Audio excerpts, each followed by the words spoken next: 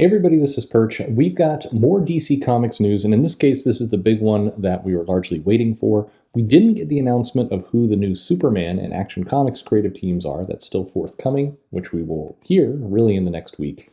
But what we did learn is the true fate of both Batman books. Now, we already knew that Batman was going to be written, or continue to be written, by James Tynion, and he will be continuing his run from the Joker War and from what's going on. The title will continue to be numbered along those lines.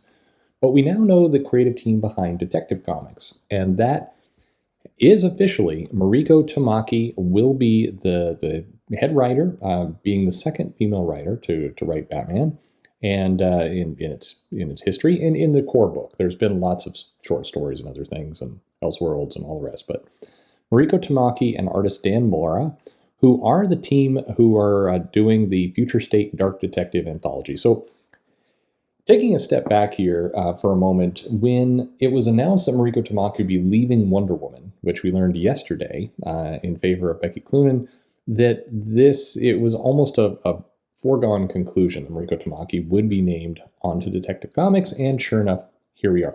Now, ironically, by the way, if you watch my video this morning, I was going through some of the YA novels with my older daughter. My younger daughter did it as well, but she was far less interested in the whole experiment. But I did think, for what it's worth, I think I'll throw in here her reaction to the Mariko Tamaki I Am Not Starfire book. How about this? Bat Lady, I hate it. Yeah, kids say the damnedest things, right? Anyway, Detective Comics, Mariko Tamaki, Dan Mora, they are starting on the book with issue 1034 in March. And it's really, from all intents and purposes, it looks like the storylines that we're seeing in Dark Detective with this kind of magistrate and very government-controlled superheroes are outlawed status quo. That is what Mariko Tamaki will be doing in the Detective Comics book. She's going to be leading to that point. Now, over in the world of Batman, we did hear that from James Tynion, some comments that he's anxious to release the information about his second untitled Batman book. Some people have speculated that's going to be a Jim Gordon style book, which makes sense because there is a Jim Gordon style series that's being developed. But I think it's actually something else. They're building it up as a much bigger launch than before, and James Tynion is definitely hyping it up as a major Gotham moment. So I think his exact quote was, "The launch of my biggest new series at DC since I took on Batman in January." So definitely, I think there's something bigger afoot from James Tynion, the second book. But the core Batman titles are going to be Batman by James Tynion, Detective Comics by Mariko Tamaki, and then this third mystery book. However, there are two more Batman pieces of news to go over because two other creative teams are announced. The first one is Harley Quinn, and Harley Quinn is going to be more rooted in Gotham and the Bat universe. She was not included in the solicitations for Suicide Squad. She wasn't included in that cover. I suspect she'll show up there sooner or later. She is in the movie, but they do look to be distancing her a little bit and bring her more into the Batman fold. So that creative team is officially Stephanie Phillips, who's writing the Future State Harley Quinn Limited Series, and artist Riley Rossmo.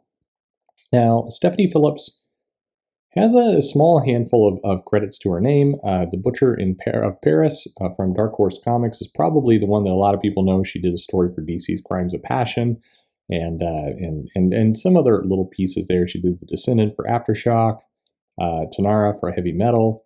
She did a story for Rick and Morty, like everybody I think seemingly has, from Oni Press. And she also did Red Atlantis for Aftershock Comics. So there's a handful of things she's done, but at any rate, she's on that book. And then the other title that was announced today is Batman Superman. And Batman Superman is going to be written by Gene-Luen Yang, who is also writing, big shock, the Future State Batman Superman Limited Series. And Gene-Luen Yang had a couple credits to his name. He did the Superman of China for a few years ago. He's done the Superman Smashes the Klan book that was a critical success for the company. And he is being joined on Batman Superman by artist Ivan Rice. Now, that's probably the biggest artist, I'd say, name that's come out of all this. Ivan Rice, and I'm here's where I'm going to go ahead and put $100 down and say there's zero chance that Ivan Rice is on this book full time. And if we get more than like 3 issues in a row with Ivan Rice, then that will be a happy day. But I don't see that happening. We'll see. We'll see. Ivan Rice is a great talent, and I think it's showing an elevation of that book. So Jean Lun Yang is probably, of a lot of the names that have been mentioned, has the most kind of DC under his belt. Mariko Tamaki is relatively new. Stephanie Phillips is relatively new. They, of course, join a number of different titles that were announced this weekend, including Wonder Woman, Wonder Girl, Swamp Thing, Suicide Squad, Teen Titans Academy, Green Lantern, Justice League Dark, the return of a White Knight Volume 3 or Volume 4, depending on how you look at it, and also Naomi, which was not been formally announced, but we did get the news that there's a show, and then there was some PR or tweet that was out saying there was a comic, and then that got pulled, but we are getting a Naomi comic as well. We don't know the creative team for that. So all these series that we've heard are all being listed as ongoing. They're all talking about plans through 2021 and 2022. So where does this leave us? Well, first off, there's a lot of people celebrating, certainly on Twitter. There's a lot of hype and promotion, including from the guy who heads marketing for DC, Albert Ching, who's very excited about all the. Hey, hang on a second.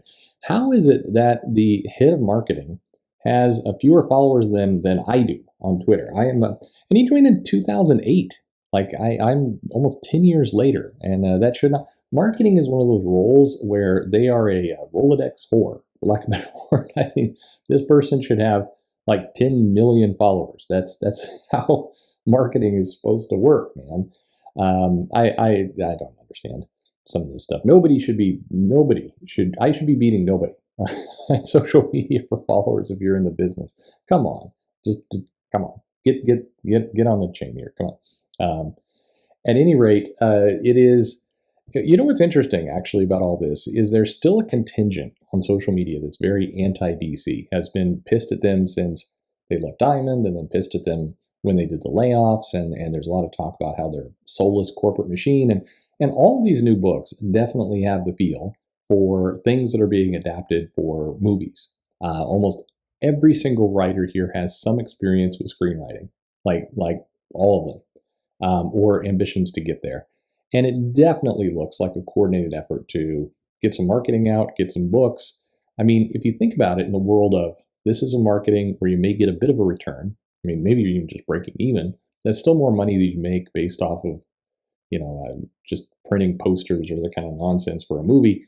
This is a marketing vehicle for the movies. So just like I mentioned yesterday, if the movies and the shows do well, the comics are going to do well. If you like the stories being told in the movies and the comics, then this is a happy time for you. But it is interesting to see a contingent, I would say, on social media who's very against DC. And I don't mean from the fans. I mean from the creators. I mean, there's a lot of creators who still really believe that DC did some terrible things.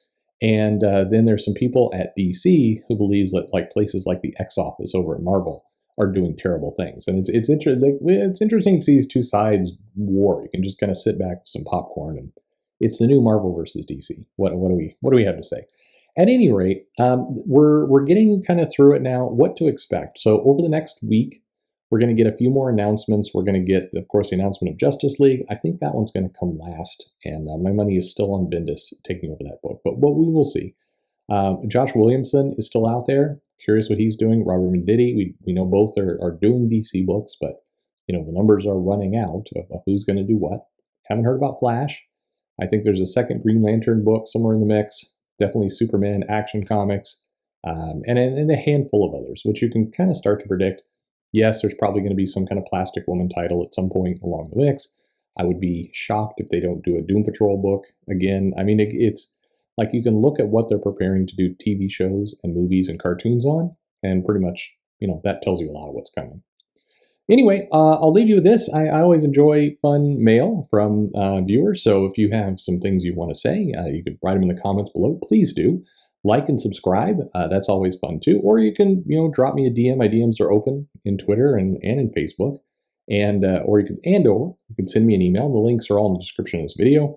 You could write me kind suggestions like this guy. So that's fun. It's fun times for everybody. Anyway, let me know if you are excited about these comics, if this is the creative team you were hoping for, what you want to see come next. Let me know in the comments below.